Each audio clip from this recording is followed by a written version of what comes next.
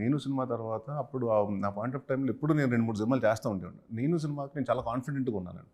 2-3 father advance వస్తుంటే లేదు లేదు ఈ సినిమా కొడతాను, పెద్ద హిట్ కొడతాను, దాని తర్వాత తీసుకున్నాను. దాని తర్వాత అదే వాస్ గ్యాప్ ఆఫ్ ఒక 1.5 year గ్యాప్ వచ్చిందండి. I don't know what to do, what not to do.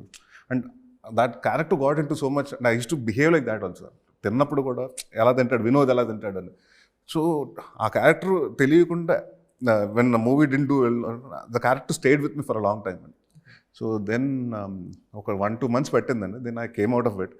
దాని తర్వాత అర్థమైపోయిందండి, మనం వెళ్ళి కష్టపడి సిన్సియర్గా చేయటం, result it's not in our hands. Okay బాగా వచ్చిందని పాజిటివ్గా వచ్చితే ఏం చేస్తుంది, 2 రోజులు ఎంజాయ్ చేస్తాం, సక్సెస్ పార్టీ పెట్టుకుంటాం, అంతా సెలబ్రేట్ చేసుకుంటాం. మళ్ళీ 3వ రోజుకి వచ్చి మళ్ళీ నెక్స్ట్ మాకు బాధ్యత పెరుగుద్దండి. ఫ్లాప్ అయితే ఏముందండి, ఓకే పోయింది సార్, నెక్స్ట్ మా హిట్ కొట్టాలి, మళ్ళీ కసితో పని చేస్తాం. ఓన్లీ 2 things అండి, ఏదొచ్చినా హిట్ వచ్చినా బాగా పని చేయాలి, ఫ్లాప్ వచ్చినా ఇంకా కష్టపడాలి.